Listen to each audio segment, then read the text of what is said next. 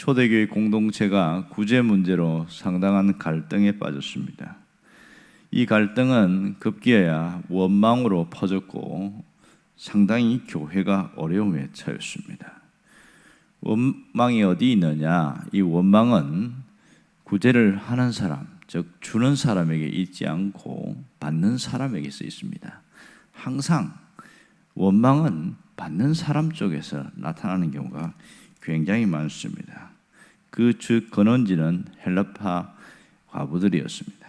자, 문제는 누구에게 더 주었느냐, 덜 주었느냐, 또 받았느냐, 안 받았느냐, 이것이 문제가 됐습니다. 그렇지만 이것을 은밀히 따지고 들어가 보면 단순한 구제의 문제가 아니라 그들이 갖고 있는 민족적인 고질적인 문제가 교회 안에서 터진 것이라 볼 수 있습니다. 왜냐하면 이 한 교회에 있는 겉으로는 같은 유대인이지만 실제로는 다른 유대인입니다. 두 문화권의 충돌이 일어나는데 히브리파 유대인과 헬라파 유대인은 그 모습은 같지만 내용은 완전히 다릅니다. 일단 살아온 배경이 다르고 그리고 사용하는 언어가 다르고 문화가 달랐습니다. 그러다 보니까 이들이 이런 삶 속에 있다가 기독교로 개종하고 교회에 들어왔어요. 이런 상황에서 교회 안에서 만나다 보니까 문화권의 충돌이 형성되는 겁니다. 그러면 어떻게 해서 이렇게 되었는가? 이것은 거슬러 올라가면 역사적 배경과 굉장한 영향을 주고 있습니다. 남유다가 망한 이후에 바벨론이 끌려가거나 또 그 다음에 페르시아에게 또 망하고 그 다음에 알렉산더에게 다시 끌려가고 이렇게 수모를 당하고 순환을 당할 때에 그렇게 흩어진 유대인들이 있어요. 이 흩어진 유대인을 디아스포라 이렇게 말합니다. 디아스포라. 그래서 끌려가거나 아니면 살기 위해서 피해서 숨어있던 사람들이 디아스포라가 되어 있고요. 그렇게 있는 한 종류와 또 한 그 고국에서 지금 살고 있는 그 이스라엘 땅에서 끝까지 버티고 살던 사람들이 있었습니다. 이렇게 해서 두 문화권이 형성이 되어지는데 고국에 있는 사람들을 히브리파 유대인이라고 그러고 흩어져 있는 그 사람들을 헬라파 유대인이다 이렇게 말합니다. 일단 언어가 틀려요. 히브리파 유대인은 전통적으로 히브리어를 썼습니다. 예수님 당시에는 정확하게 생활 언어로는 아람어를 썼지요. 책을 읽을 때는 히브리어지만 생활 언어는 아람어입니다. 뭐 달리다굼 이런 건 다 아람어지요. 자, 그 다음에 이 헬라파 유대인들은 그들은 헬라어를 썼습니다. 다시 말해서 그리스어지요. 헬라어를 사용하고 있고 그리고 로마에 대해서 히브리파는 상당히 배척하고 경계의 대상이었습니다. 그 가운데에서 시칼이라는 그런 혁명당도 나오고 그랬습니다. 그런데 이 헬라파 유대인들은 로마에 대해서 상당히 유연한 그런 태도를 취하고 있어요. 그리고 히브리파는 상당히 보수적입니다. 장로의 유전, 다시 말해서 장로의 전통을 지키는 철저한 보수파입니다. 그런데 헬라파는 상당히 유연하고 진보적이고 개혁적이에요. 수용을 잘합니다. 이런 문화적인 배경과 이런 언어적인 것과 또 이 성장의 과정, 이게 너무 다른 상태에서 만난 거예요. 어떻게 만났냐? 이 디아스포라 유대인들도 명절이 되면 그러니까 유월절이나 특별히 중요한 절기들이 되면 꼭 예루살렘에 와서 성전세와 그들이 자신들이 하나님 앞에 예물을 드리고 갑니다. 이 일들을 반복적으로 했는데 마침 오순절 날 때에 이들이 왔을 때에 성령 강림을 통해서 사도들이 복음을 전하면서 그때에 예수 그리스도에 대해서 새롭게 재해석하면서 기독교를 개종하게 되었습니다. 여기에는 상당수의 헬라파 유대인들이 있었습니다. 물론 거기서 자란 히브리파 유대인들도 있었고요. 이렇게 해서 이 전통이 하나에 모여서 교회를 이루고 있는데 태생적으로 그들은 헬라파와 히브리파는 불편한 관계였어요. 그래서 서로 그렇게 잘 어울리지 않는 상황인데 교회 안에 있다 보니까 이게 문제가 되어진 거예요. 특별히 또 히브리파 유대인들은 은근히 헬라파 유대인들을 무시했습니다. 너희들은 세상 떠돌아다니고 그러니까 진짜 제대로 된 순수 혈통 아니잖아 뭐 이러면서 무시하고 그런 게 상당히 많았습니다. 그러다가 교회 안에 왔는데 문제는 교회 안에서 구제하는 일이 생긴 겁니다. 이 구제라는 것은 두 가지가 포함되어 있는데 하나는 돈을 다뤄야 돼요.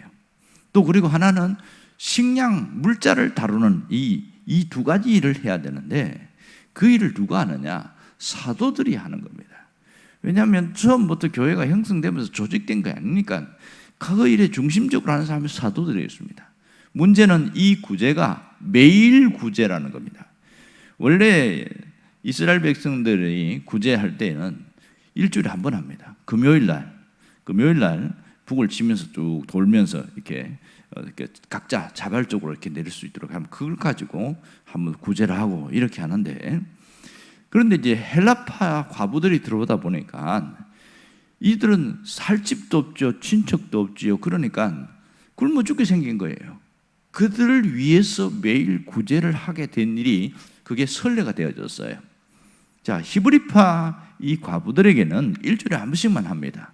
그런데 오늘 본문에 보니까 히브리파 과부들에게도 매일 구제에 하게 되어진 일이 생긴 거예요. 그러다 보니까 무슨 문제가 생기냐? 헬라파 과부들이 소외를 받습니다. 자, 구제를 하는데 아무렇게나 하는 게 아니고 디모데전서 5장에 보면 과부의 명부에 오른 사람만 구제하게 돼 있어요. 거기 보면 과부의 명부에 오를 수 있는 조건이 굉장히 까다롭습니다.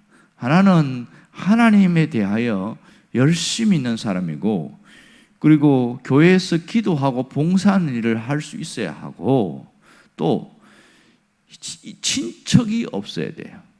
그리고 나이가 60이 넘어야 과부의 명부에 올라갈 수 있습니다. 그래서 명부에 히브리파 이 유대인들의 과부들은 명부에 거의 다 기록이 됐는데, 문제는 헬라파 유대인들 중에 과부들이 그게 명부에 못 올라간 사람이 상당수 있는 거예요. 그런데 뭐 그냥 번번이 버티고 있는데 너무 자꾸 소외되니까 이게 갈등이 원인이 됐고 원망으로 터진 거예요. 이게 팍 터져버리니까 교회 안에서 이거 심각한 문제다. 이 사도들이 먼저 문제의식을 갖게 됐습니다. 그럼 여기서 소외시키게 된 주범이 누구냐? 사도들이었잖아요. 그러니까 정신을 차리고 야, 이렇게 해서 되는 게 아니구나. 그러고 나서 다시 본질이 뭔지 말씀을 전하는 것과 기도하는 것, 이 일에만 집중하겠다 하고 이게 7 집사를 뽑았잖아요. 이제 7 집사를 뽑았는데 놀라운 것은 뭐냐면 그 집사들의 7명의 이름이 다 헬라어예요. 헬라어로 되어 있습니다. 히브리파는 히브리어로 되어 있지만 어떻게 이런 일이 생겼을까? 투표를 했거든요. 아마 제비뽑기를 했든지 그랬을 것 같은데, 그러면 그 교회 안에 약 2만 명에서 3만 명이 넘는 상당수 많은 사람들 가운데 8, 90%가 히브리파 유대인들입니다. 그리고 소수의 10%에서 약 한 많게는 20% 정도가 헬라파 유대인들이었습니다. 그럼 투표를 하면 누가 뽑히겠어요? 당연히 히브리파 유대인들 중에서 집사로 뽑히겠지요. 그런데 대이변이 일어났어요. 7명 모두 헬라파 유대인들이었습니다. 이 엄청난 일들이 생긴 거예요. 어떻게 이런 일이 벌어졌을까? 놀라운 일이죠. 이렇게 되어진 것은 무엇 때문입니까? 이것은 보이지 않는 하나님의 전적인 개입입니다. 하나님이 그들 가운데 역사하셨기 때문에 이러한 일이 일어나게 되어진 겁니다. 이 헬라파 유대인들이 나서서 금전 문제와 또 물건, 이 먹는 문제를 다루고 할 때 아무런 문제 없이 다 해결이 되어졌어요. 완벽하게. 이 헬라파 유대인들 중에서는 니골라라는 사람도 있는데 이 사람은 상당히 문제를 많이 일으키지요. 멀리서 왔던 사람인데 어쨌든 거기서는 괜찮았던 모양입니다. 잘 뽑혔는데, 이렇게 일을 해서 결국은 상당히 교회가 좋아졌습니다. 이 교회가 굉장히 회복되어지는데 문제는 아직도 그들 속에 헬라파냐 히브리파냐 그것이 갈등이 있는데 이게 하나로 봉합된 게 투표였습니다. 물론 재뽑기로 가능했겠지만 그렇게 했을 때에 이 헬라파 유대인들이 뽑혔다는 것은 보이지 않는 숨은 공로는 누구냐면 히브리파 유대인들입니다. 얼마든지 수적으로 밀어붙이면 그들이 뽑힐 수도 있는데 우리가 이렇게 하지 말고 헬라파 유대인들을 뽑자, 아마 이런 뭔가 분위기가 되었던 것 같아요. 그래서 누가 그렇게 회의를 거듭한 것도 아닌데도 불구하고 그 7명의 집사가 전부 다 헬라파 유대인을 뽑혔다는 것은 상당히 그들에게도 충격적인 것이지요. 이 헬라파 유대인들이 뽑힌 것은 유대인들이 그들이 교회 안에서 활약할 수 있는 기반을 마련해 줬던 겁니다. 이렇게 그들이 뽑히고 난 이후에 엄청난 변화들이 생기는데 그 첫 번째 변화는 제사장들이 예수를 믿고 돌아오는 거예요. 엄청난 일이 났어요. 오늘 뒷부분에 보면 허다한 제사장들이 돌아왔다고 그럽니다. 당시에 그 유명한 역사가가 기록한 책에 보면 예레미야서가 보면 그때의 제사장들이 약 한 8,000명 있었다 이렇게 말합니다. 그러면 허다한 제사장들이 들어왔다는 것은 적게 잡아도 수십 명이고 많게 잡으면 수백 명이 들어왔다는 겁니다. 제사장들은 하나님 앞에 제사하고 성전 봉사하는 일에만 종사하는 사람이기 때문에 개종을 하면 먹고 사는 문제에 심각한 문제가 생깁니다. 그럼에도 불구하고 그들이 개종을 하고 돌아오는데 결정적인 공로는 누구에게 있냐? 헬라파 유대인들이 성전에 뛰어들어가서 예수의 복음을 막 전한 거예요. 그랬더니 그들이 충격을 받은 거지요. 그렇게 해서 변화들이 있었고 또 하나의 활약상은 그 7명의 집사 중에서 스데반이라는 사람입니다. 스데반이 아주 거침없이 복음을 전하는데 그런데 굉장히 똑똑해. 구약의 이야기를 얼마나 자세하게 아는지 이것을 신앙으로 회복해서 아주 이게 신학적이거든요. 그 설교를 거침없이 하는데 뭐 이게 감당할 수가 없는 거예요. 그래서 그게 고발이 들어가고 또 사내들은 공예가 또 모이게 되어지고 이러다가는 우리가 망하겠다 뭐 이런 생각이 들어서 원래 이 유대인들은 자기 동족을 죽일 수 없습니다. 사형 판결권은 없는데 나중에는 이 스데반을 돌로 죽이는 그런 일이 생기죠. 얼마나 심각했으면 이런 일이 생겼겠어요. 그 다음에 또 빌립 집사 같은 경우에는 사마리아 지역으로 갔습니다. 히브리파 유대인들은요 절대로 사마리아 안 갑니다. 왜냐하면 피가 섞여 있는 더럽어진 민족들하고는 상종도 안 한다 이랬는데 헬라파 유대인은 그것이 문제가 안 됐어요.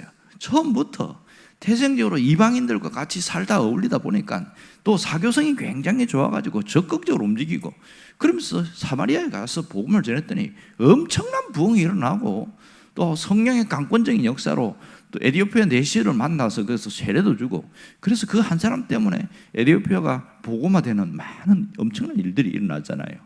이런 일과 함께 더 놀라운 것은 교회가 확산되고 커지는데 안디옥 교회를 형성하는데 누가 했느냐? 헬라파 유대인들이 가서 전하고 해서 안디옥 교회가 세워졌습니다. 헬라파 유대인 중에 가장 유명한 사람이 누굽니까? 사도 바울입니다. 그는 상당히 뛰어난 사람이었습니다. 그래서 안디옥 교회에서 선교사를 보낼 때에 사도 바울, 이 헬라파 유대인인 사도 바울과 그 다음에 바나바를 보내게 되어집니다. 이 엄청난 일들이 바로 이 갈등에서 봉합되어지고 회복되어지면서 나타난 결과들입니다. 오늘 이 말씀을 통해서 하나님이 우리에게 깨닫게 하는 일을 정말 많습니다. 사실 교회 안에는 성향이 다르고 생각이 다르고 살아온 배경이 다르고 다 다른 사람이 만나기 때문에 어떤 일을 하더라도 갈등이 있는 게 맞아요. 한 가지 일을 하면서도 생각하는 게 달라요. 그리고 추진하는 방식이 달라요. 급한 성격이 있는 사람은 밀어붙이고요. 조용한 성격이 있는 사람은 꼼꼼하게 따지고 그러다 보면 갈등이 생기게 되어지는 거죠. 얼마든지 있을 수 있는 일이에요. 문제는 갈등이 아니라 어떻게 봉합할 것이냐, 이 점이 대단히 중요한 겁니다. 저는 여기서 히브리파 유대인들이 스스로 자기가 앞에 설 수 있음에도 불구하고 뒤로 물러서서 헬라파 유대인들을 뽑았다는 것에 여기는 정말 놀라운 일이 있습니다. 그들이 정말 잘한 것은 바로 이 일입니다. 오늘 우리에게 하나님이 무엇을 원할까요?